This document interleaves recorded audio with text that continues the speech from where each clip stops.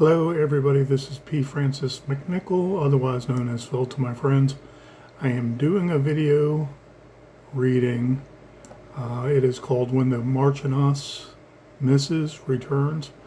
I did a lot of research in different words and synonyms and their etymology in general. And I really enjoyed writing this, and I took a bit of time with it because I was busy doing other clerical work, tracking down paperwork to identify myself in resumes and what have you with my credentials, so that I had a perfect resume ready to send out over the last 2 weeks. And so with some free time, I doodled here and there, to be honest. Some of the stanzas I did one at a time at different times. And I did a lot of research for each one. So one might have taken me literally 45 minutes to an hour and a half to jot down.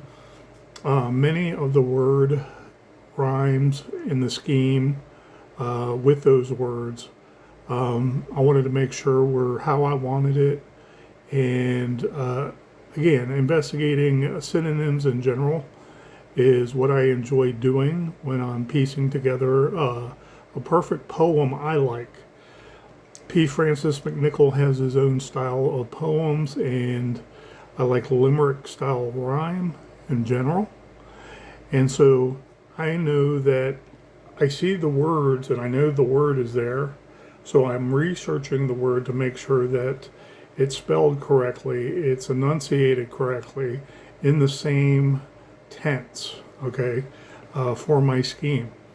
There's no rhyme or reason to most of my longer stanzas, but it's what I like to do because I like tongue twisters. I like very vivid descriptions that land on each mark, you know, that target each time at the end of each stanza. So there are all kinds of different poetic styles, I understand that, and there are as many poetic styles as there are poets, okay? So when I sit down and I'm doodling something, I want that limerick. I want that rhyme to hit. I want it to be so unique and verbose in some accounts, but smooth every time, okay? And that's what I strive to do for the reader's enjoyment. And when I do a longer stanza that I enjoy doing, I take my time with it, and I research those words to the point of it taking hours sometimes. And I'm not saying that you as a poet, a new writer, or even an experienced writer may want to do that, okay?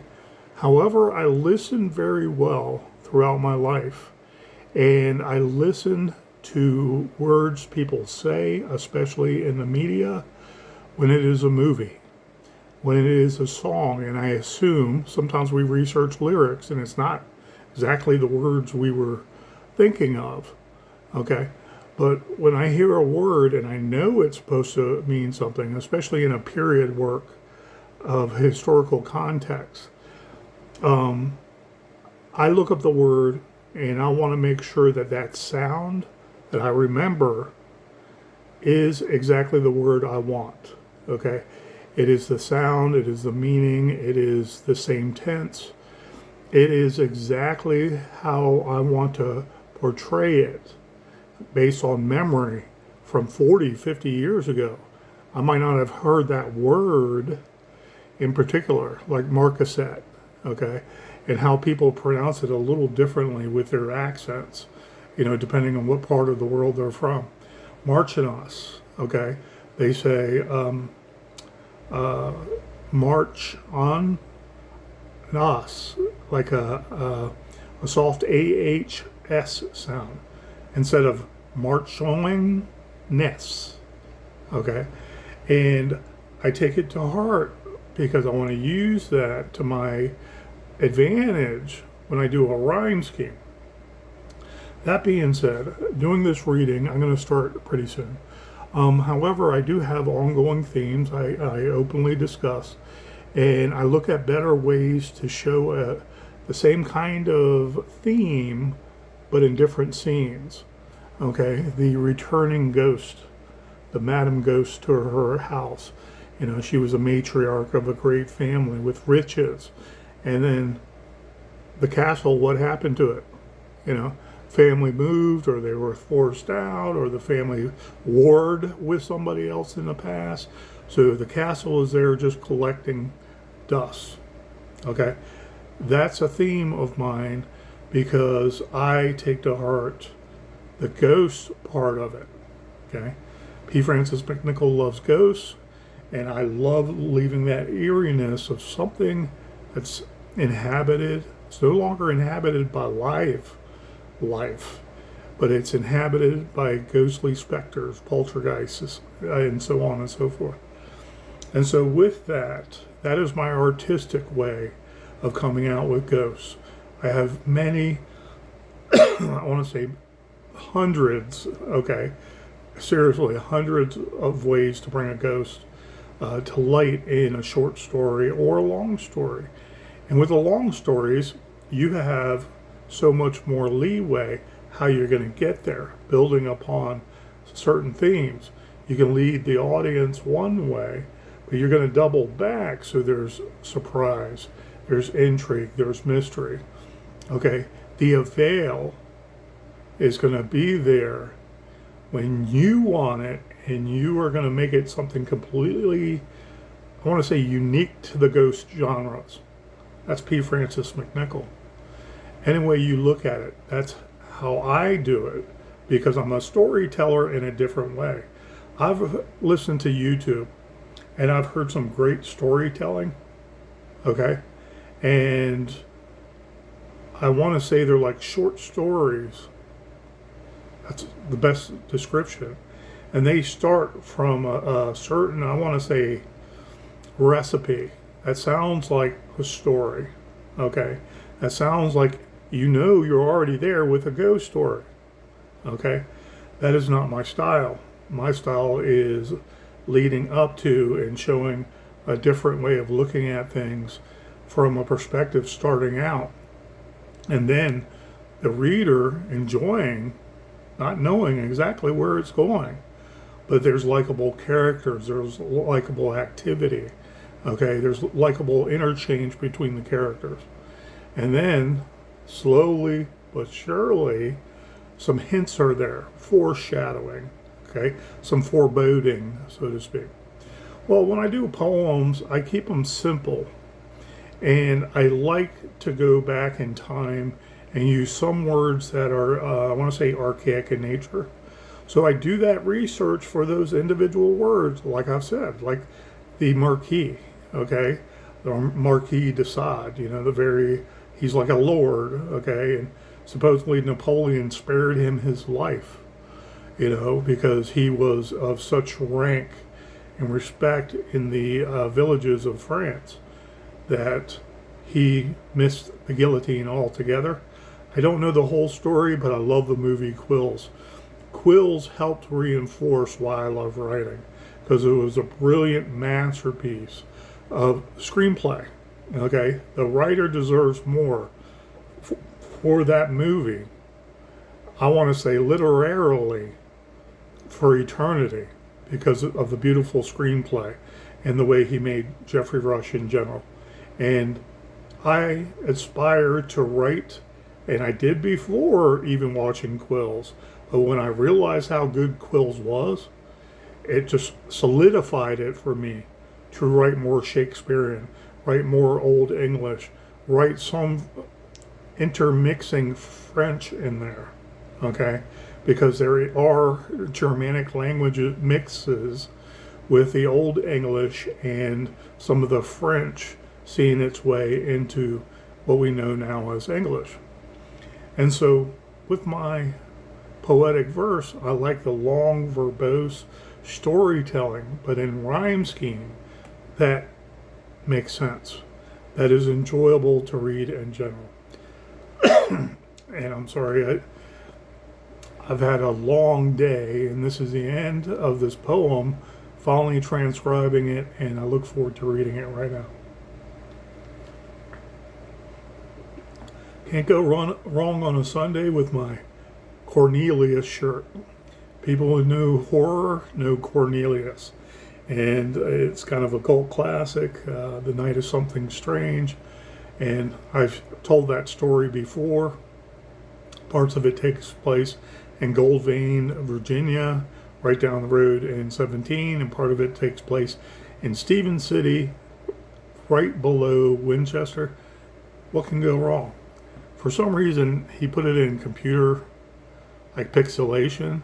Maybe he didn't have the right to it because Jonathan Straighten, I believe the director's name is.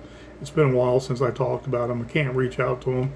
He doesn't want to be, contacted to do a movie project. And it's like, okay, more power to him. But I love this shirt. Cornelius was a badass. Crazy, sexual, pornographic. My favorite shirt when I'm doing horror. Okay, this was written over the last 2 to 3 weeks, and I don't even know the amount of stanzas in general. I want to say there are 20 or so. So let's begin. When the Marchoiness Misses Returns by P. Francis McNichol. To and fro, bony toes rasp paths of an alpenglow borough, viper asps, coiled and grasps of her moiled handclasp and black stiletto nose.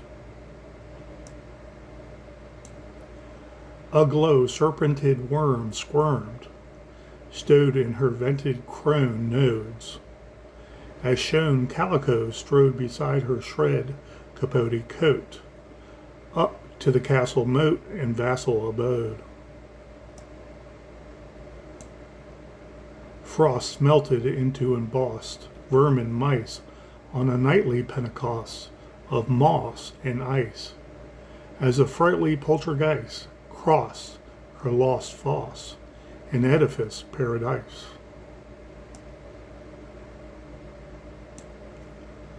Gnarled digits clicked as she flicked a whittled wick lit.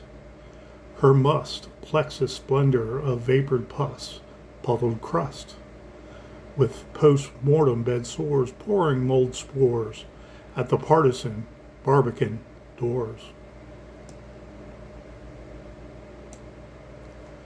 She rapped and slapped the olden lion chap knocker, while the wind whistled and rocked her thin brittle bones announcing she's home, the fickle, flouncing sleepwalker. Through the panoply, foyer soppily blew her stomata's aromas of ooze, as bemused a tingle staff wafted her perfused draught and jingled the angle flues. Ebbing cobwebs went up in smoke as the footmen joked, and the maidens yoked the soaked Marchoiness's Mrs. headdress unprovoked.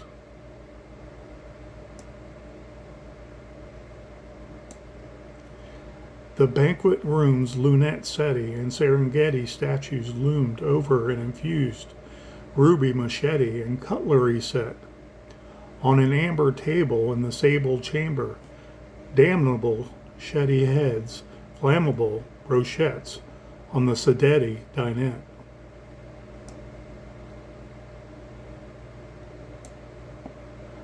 The pale Marchoiness missus undid her stale widow's weeds dress and threadbare bead veil.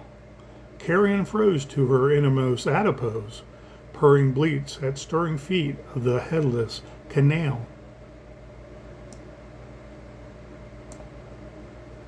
During the rapine, wan skin dripped slime in the flagon of wine, as a feline paragon sipped through her mammalian canines and tongue tines and dined On the lupine maidens rhyme brains in prawn brine. Giving a toast at the sacrificial roast, the official matriarch uttered a hark in code and barked. At ease my bestowed legion of toads, I'm liege vavode, and far below I rode and embarked, and found the monarch.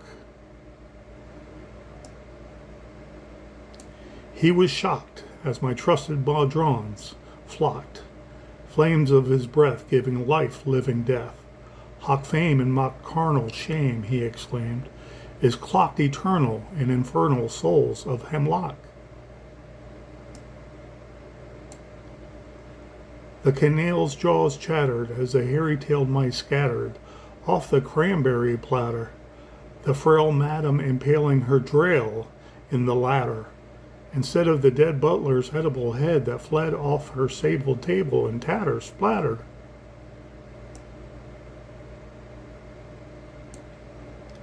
Mice guts bestrewed the spliced rice and diced walnut menu. Cashew spewed in the airy hue, as Buku cranberry narrowly flew with a cherry sherry brew onto the wall in the macabre hall of the snob shrew.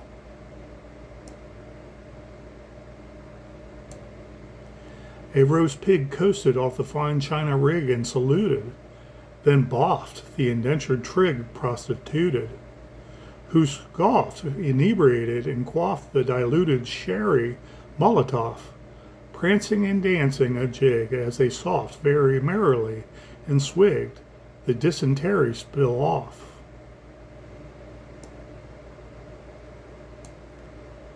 The souse lady of the house undid her acrid and moth-ridden blouse, feces from the gizzards and pieces of lizard innards falling out like a fount in appalling amounts onto her no-account butler louse.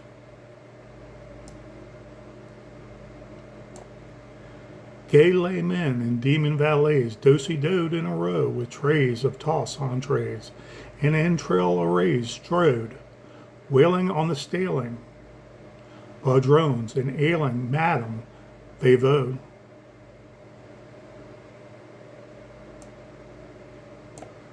Just then, the fiery vermilion began to rescind to its sinned origins, where flowing wine and glowing intestines began rolling and strolling off colon curtains, drooling and drolling chagrined.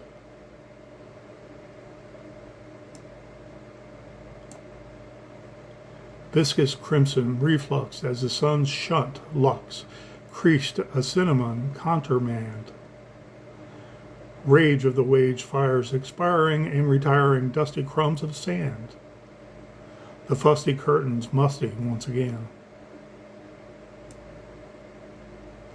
The baudron's broette demurred regret and purred as she stirred a fret and whirred back into the tumor goo residue of the Marchoiness Mrs. Mildewed Marquesate corset.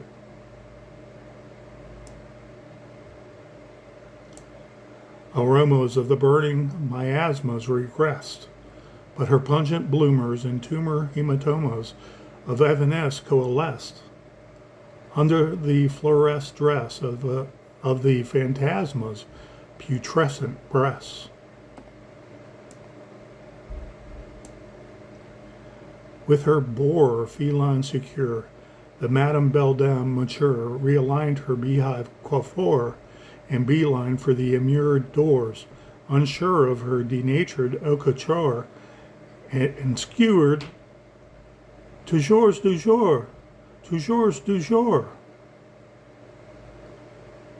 The castle doors of the abhorred vassal roared, the abjured settee mere poured might confetti, and Serengeti statues dust plumes of lewd amaretti hordes, stored in a mind's burrowed neural activity cup board. The end. That was When the Marchoiness Mrs. Returns. I have fun writing all these poems, and researching the words and using the right words, I feel are not only proper, they're necessary, they're artistically fun to read. They paint a more precise picture in that art. We always acquaint our words to a painting and it's showing the whole scene, but it's a little more than that. With a painting, you can see a scene and your mind is thinking before, during, and after. Those people in that scene, what they're exactly doing, you know. Sometimes it's more explanatory, sometimes it's not. Sometimes it's just the beautiful colors, okay, showing a certain scene, and the colors are what stick out, not the actual activity, not the actual beauty of something inanimate, like a flower swaying in the wind. Well, when you're an author, you have to paint that scene. You have to use those words in your tool belt, your vocabulary dictionary tool belt up here. And so that's why I was explaining earlier, through media, through other people talking, I've heard thousands upon thousands of different words that are not used every day. And so when I know that extreme, wide-ranging vocabulary, I know I can pull them out. I pull them out and then I research them even more, so when I put it on paper, it is more exacting.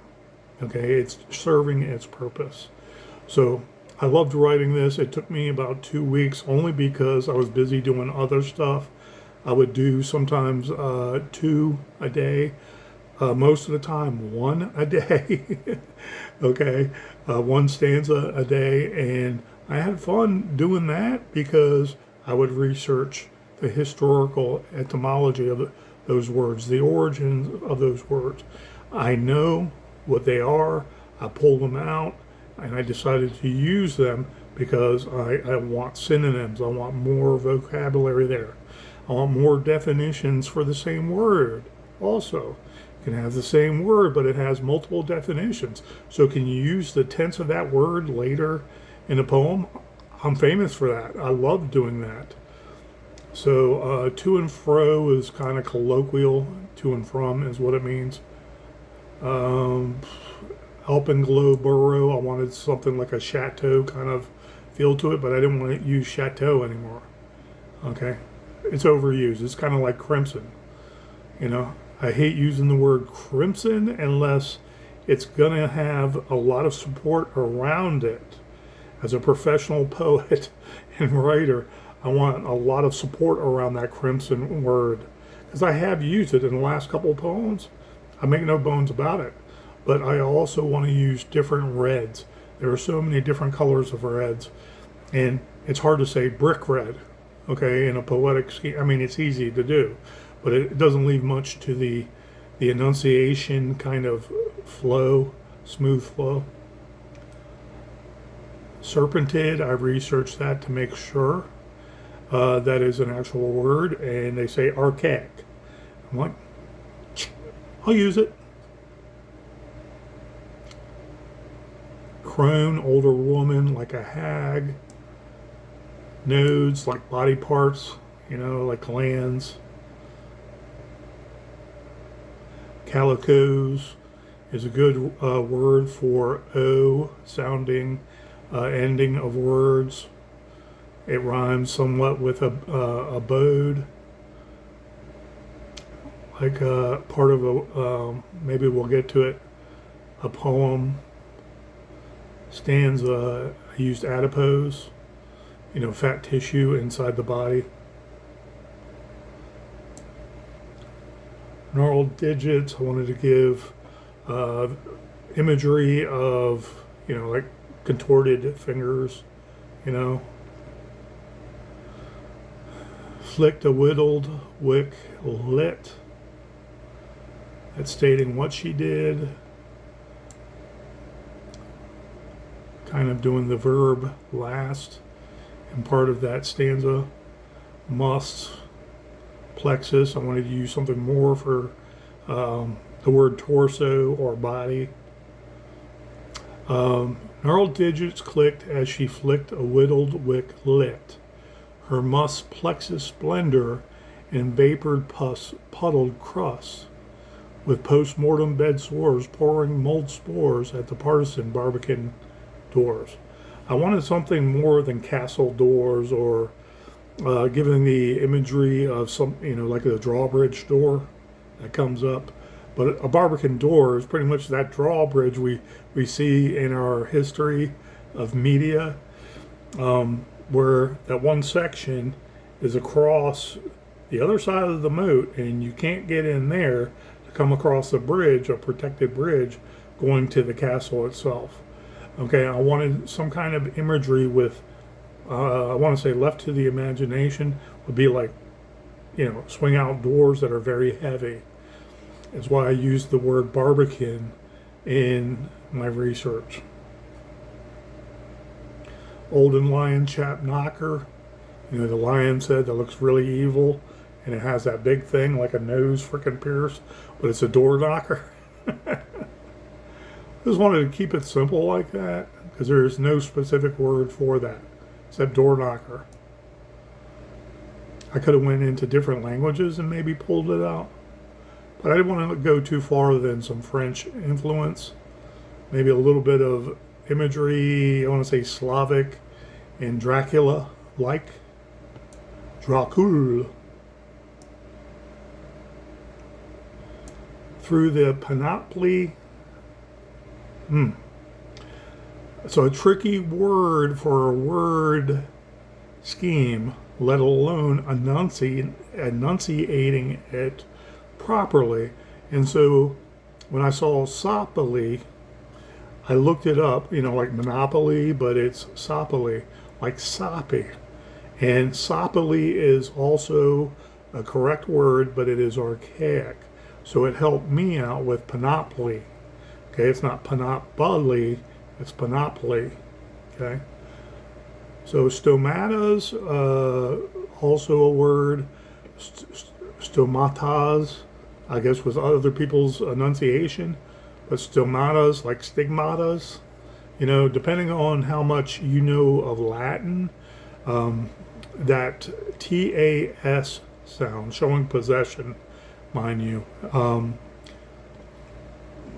could have a softer tas sound, stomatas, okay? Where English we say stomatas or stomatas, okay? Or stomatas, aromas. It goes through the panoply, foyer soppily blue, her stomatas, aromas of ooze, as bemused the tingle staff wafted her perfused draught, and jingled the ingle flues. I like flues in fireplace settings. I didn't get into the stone too much. Okay, in my mind, I'm thinking stone walls inside, and it's still elegant, and it's still, if it's an old castle, there's dust all over the place and cobwebs. Okay, I wanted to leave that impression and kind of focus some on the imagery of things going up in flames because the ghosts arrive and things are going in flame, up in flames, and it's kind of like, how did she die? Did she die in a fire? Is that what happened to the castle? Killing off the matriarch or the last, descendant of a certain family, a rich family.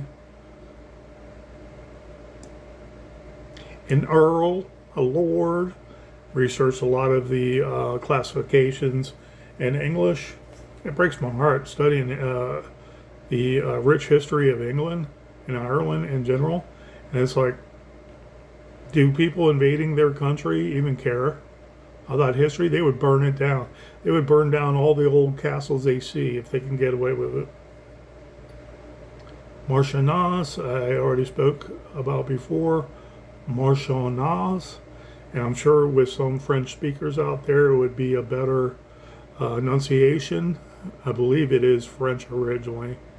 We can use it in English. Marchoiness. The NESS is NUHS, like NUHS is how it was described. So it could be a tongue twister there. Marchoiness. ruby machete. I love a cutlery set. Here, I wanted to do something different. The banquet room's lunette, seti, and Serengeti statues loomed over an infused ruby machete and cutlery set. I wanted a short sound right there, and then add in some longer sounds with that et sound, okay, to make it more concrete. I've said in other videos, avoid the hard T sounds. I swear to that, okay? Avoid the hard T sounds. But it has its place when you want to be a little stopgap go, okay? That is part of those tools and techniques with smooth poetry writing that gets people involved and say, oh, I'll break it down here and then start again. Okay, great. Cutlery set, comma, on an amber table in the sable chamber, going for black looks, okay, dark looks. For the sable chamber, comma, damnable shreddy heads, flammable brochettes on the sedity dinette. I researched pompous and words like that, and I was trying to catch the flavor of, I want to say snobby, okay, rich, creme de la creme, you know. Someone who's basically a lord, they have money, they have everything paid for. You know, let's face it, $2 million and up for one family might be a lot, and they might be snooty. They might not. You know, you might have a billionaire family that is not snooty, and they're very likable people, and, you know, they help out people and loan people money just like anybody else, you know. But I wanted to give a picture of the heads there, shredded kinda, you know, kind of leave it to the imagination. Flammable, they're damnable, and the brochettes, meaning they're fucking skewered, okay? There's something going through them, so evidently the Marchoiness had fun before in her past when she's coming back as a ghost. So she might have been killed, but she might have done her damage too. Madame Bathory kind of thing, you know, the original vampiress from, I think, the same area, Slovakia, Dracula. I don't remember the location, but it was in the Alps. It was in the mountains of Europe to the Slavic countries towards there. And Dracul, or whatever his name was, the actual guy that Persian soldiers that would invade his country, he would just pike their heads as a warning to anybody else coming into the country. He had the right idea, and I really do not look up to him that way. But if someone is going to kill your family and your whole world and your country, that's what you need to do. That's all I'm saying, politically speaking. But that's where Bram Stoker's Dracula got inspiration from. Dracul. Rapine is like pillaging. It's like a nurge. I wanted to use a different word than just a big fight and brawl. Just something different. During the rapine, wan skin, pale. I want to say dank and damp skin, drip slime in the flagon of wine, big pitcher of wine. As a feline paragon, she's one of those cat ladies, okay? When I said feline paragon, that's what I was aiming for. I was like, okay, great, I'm going to use that. Mamelon canines, those are the ridges on your teeth that go up and down, and tongue tines like a snake. I researched that too to get that, I want to say that serpent and demon tongue down. And they're called tines. I never knew that. In all my life, I never knew that a forked tongue, those two different ends, are called tines. I was thinking just claws, you know. Brine brains and prawn brine. I love that. So in the quotations of the Marchoiness, I wanted her to sound kind of pompous, kind of comical at the same time. At ease, my bestowed legion of toads. I'm liege vaivode, and far below I rode, and embarked, and found the monarch. I wanted to, I actually added this in after I finished most of it. And I wanted to give some credence or some information about how she is who she is. Okay, character development, if you wanted to say.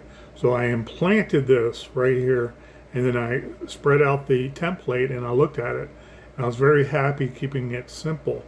So when I did the quotations, at ease, my bestowed legion of toads, I wanted sarcasm. I wanted her to appear snobby.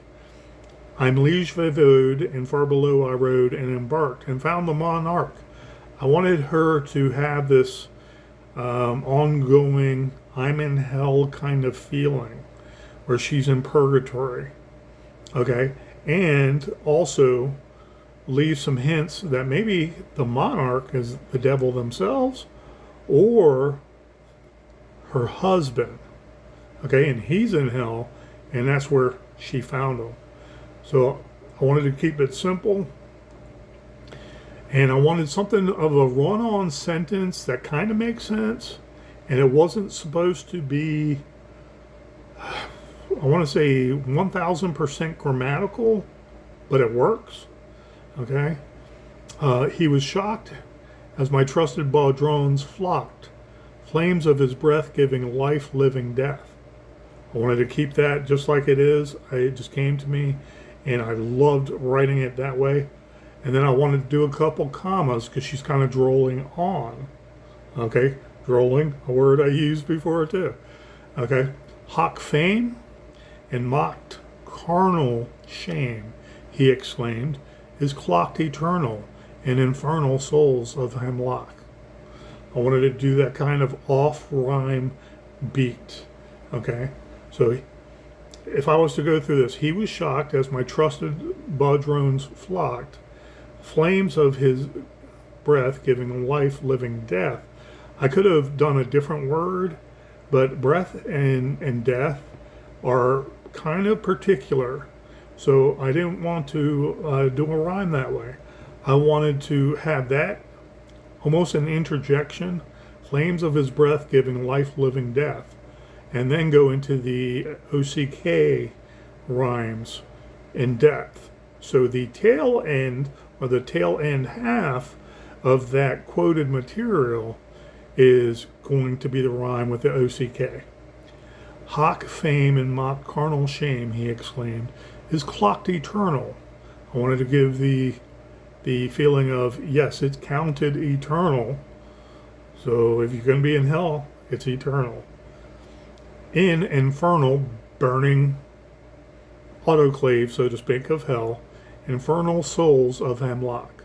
So, hoc fame and mock carnal shame, he exclaimed, is clocked eternal, and infernal souls of hemlock. I just wanted it to do a little switchback and sound with a couple rhymes in there, hit it where I want it. People say, hemlock.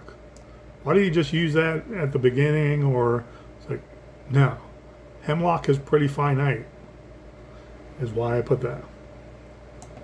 Canals is a often not used word, and I used it more in this a couple times because it has a feel to it more than whale, stale, bale, okay, shale. What are some other ones? Male, well, stale, not splale, fail, not really, rail.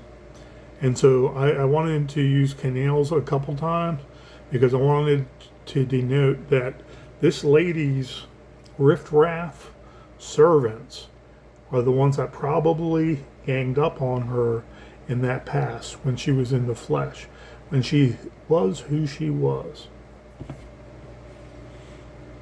The canal's jaws chattered as the hairy-tailed mice scattered off the cranberry platter, the frail madam impaling her drail in the latter instead of the dead butler's edible head that fled off her sable table in tatters splattered. I enjoyed writing this one very much.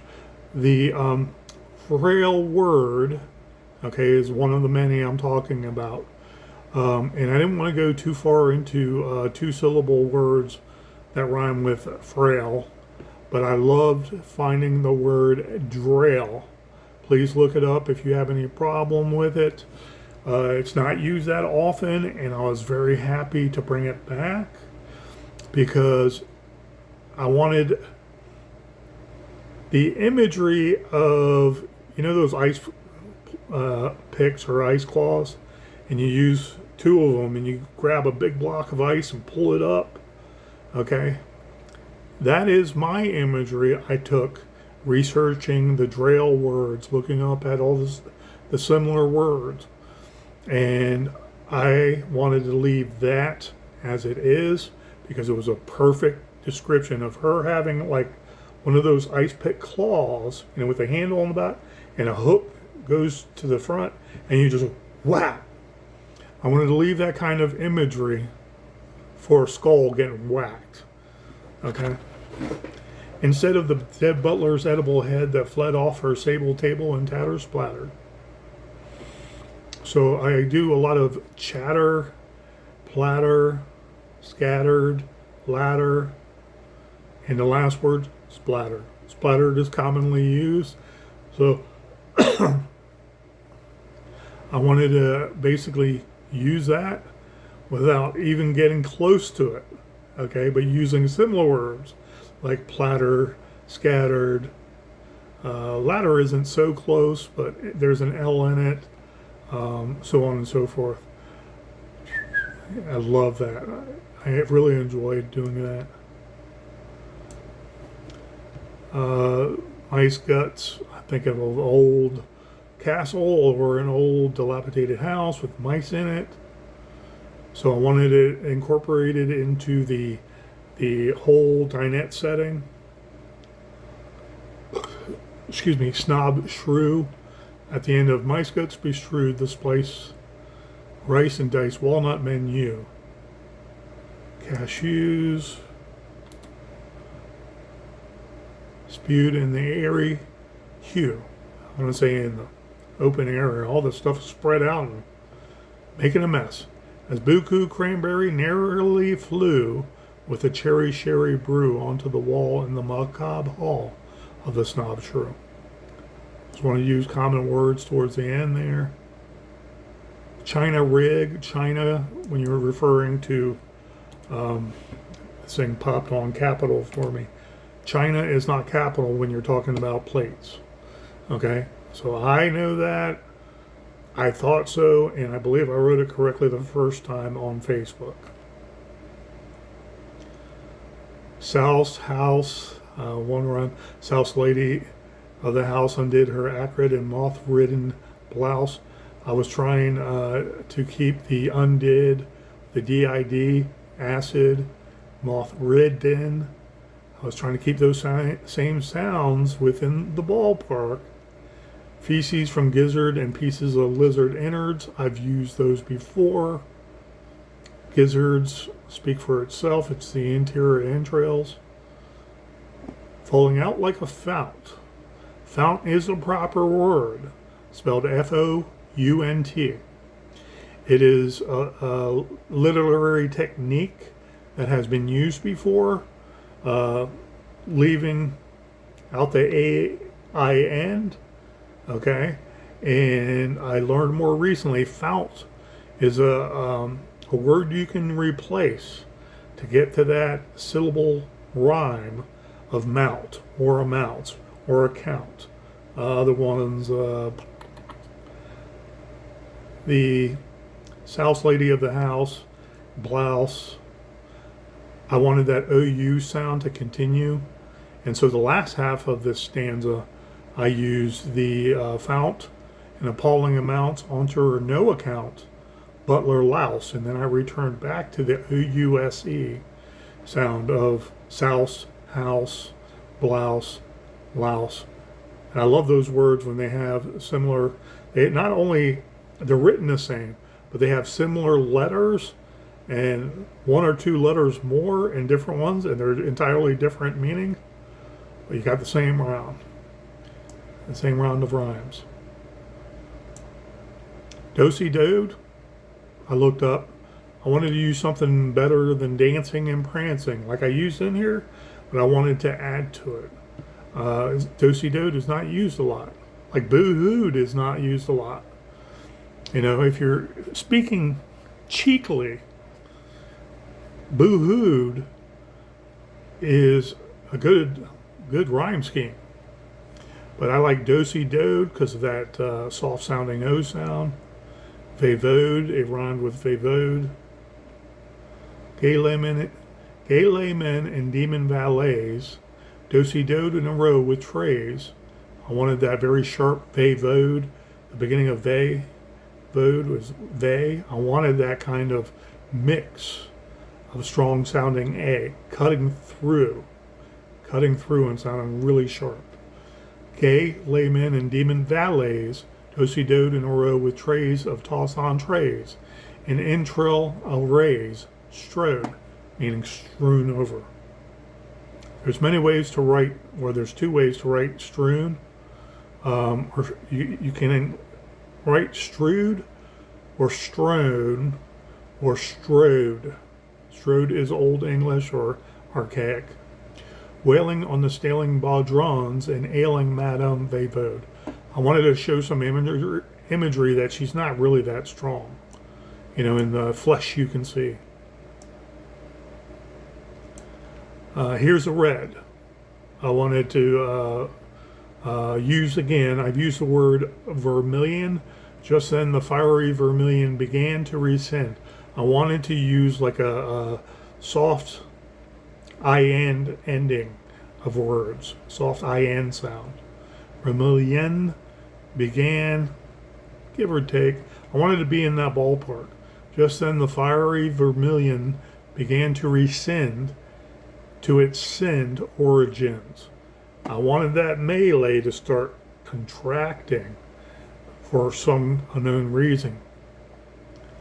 Where the flowing wine and glowing intestines began rolling and strolling off coaling curtains. The curtains are on fire, the place is going now. Drooling and rolling chagrined.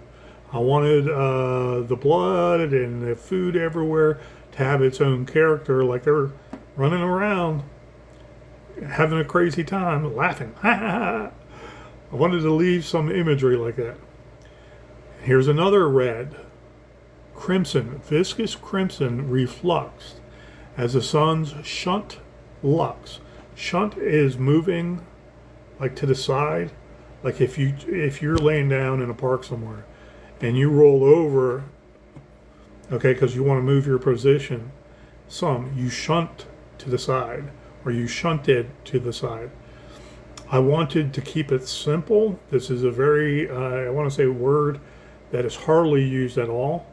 And so I was trying to research more and more of it, and I couldn't get a proper past tense per se, or any other, I want to say, tenses, or with prefixes or suffixes. And so I kept it simple. And I wanted that un with the suns, the unt with the shunt, and lux with refluxed. And I wanted to use a word that is rescinding without using contracting. That's a lot of tongue work right there. Contracted or contracting. Viscous crimson refluxed as the sun shunt lux. Okay, its brightness, its brilliance, creased a cinnamon countermand. I wanted to go with the A and D sound, not necessarily the U-N soft sound. Rage of the waged, fires expiring and retiring, dusty crumbs of sand. The sand reinforced that and sound for countermand. I wanted it to be like everything's being revoked now in that old castle. The fusty curtains musty once again. The Baudron's brouette. I wanted the Baudron's cat that's like the lady's #1 best friend to know or to be more of the visualization of the scene, meaning this cat was moth-ridden and dried and, nothing but skeleton with a freaking pelt around its bones. And I wanted it to be the best friend of this cadaver walking around, a lost spirit. So I used Baudron's a couple times. It's not Baudron's, but I looked at it. I've heard it before, and someone say, funny, joking, "Hey, my Baudron, come here," and it's not. It's Baudron's. Okay, so you can say it when we're talking normal and very quickly off our tongues.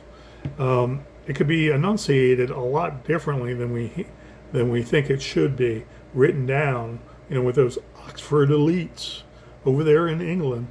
The ones I've spoken about before who didn't like Webster, because Webster in our English dictionary in America were absorbing all the new immigrants' words so we can all communicate to each other. And guess what? That communication worked pretty good. But I wanted to use another word, broette, like they're bros, giving high fives. The Baudron's broette demurred, regret, and purred as she stirred a fret and whirred back into the tumor goo residue of the Marchoiness's Mrs. Mildewed Marquisette corset. Marquisette? Now I can't say it. Marquisette corset. Very happy with that rhyme scheme. The short ET sound. What other ones? Miasmas I've used before. I wanted that kind of smelly. I didn't want just aromas. Aromas is hard to rhyme with, but it's used too much, so it's like, oh, her aromas. Oh my God, does that sound bizarre? Now, it sounds bizarre if you're referring to a dead corpse. Yes, you're supposed to use it occasionally, but it's hard to keep aromas, like stomas. It's not stoma. It's stoma and apostrophe S if it's showing possession, but plural possession is stomatas. Apostrophe S, stomatas. Boar, wanted to pour kind of like slave, like servant to the missus, the Marchoiness. With her boar feline secure, the Madame Beldame. Beldame is another Madame word. It's can be spelled Beldam and with an E on the end. Okay, Beldame or Beldame. Realigned her beehive coiffure. There's different enunciations for that too, I've heard in history, but it's written coiffure. I used to say it coiffure really quickly, so it's kind of like coiffure. And beeline for the immured doors. Immured as in you're going to be locked in here. The doors are like the opening of the coffin. When the coffin shuts, you're not getting out. Unsure of her denatured couture, there's enunciations for that. Ocatry, okay? I've never heard it said like that. Couture is how I've always heard it enunciated and pronounced.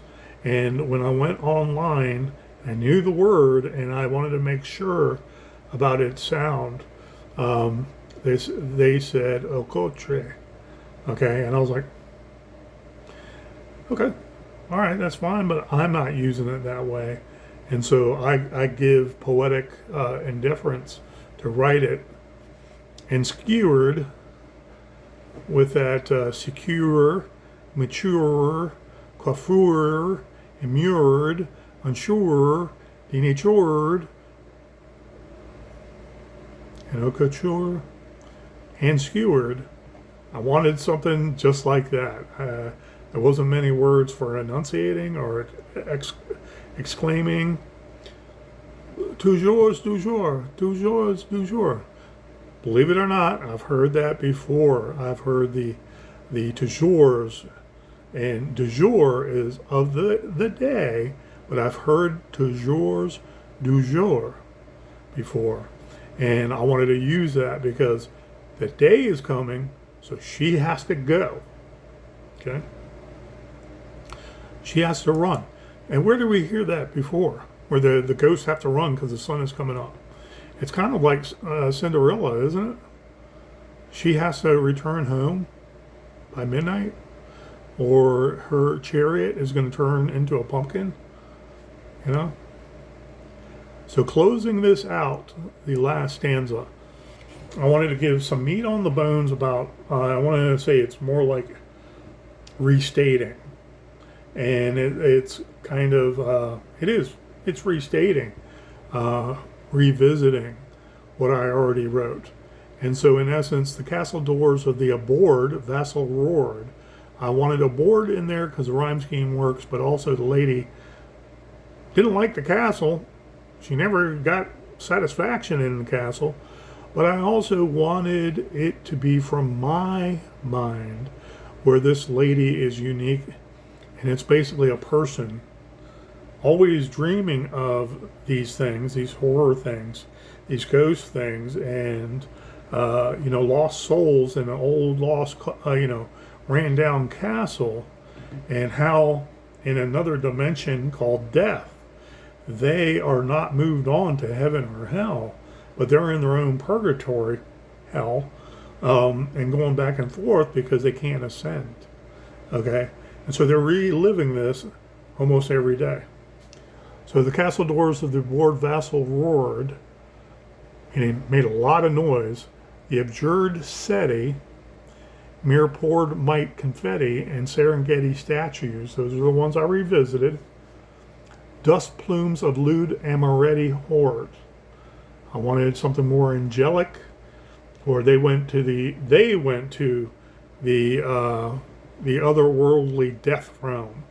Okay, Amoretti hordes, stored in a mind's burrowed neural activity cupboard.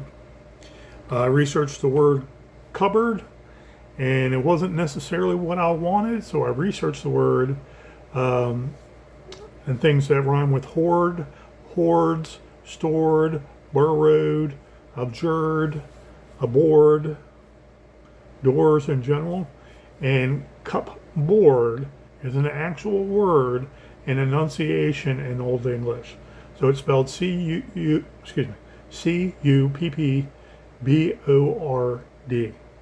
Okay, no extra A in there. The P and E in it are extra from way back then, and they shortened it some.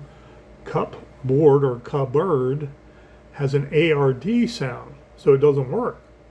I wanted cupboard, like the original enunciation that we American English have took over with cupboard.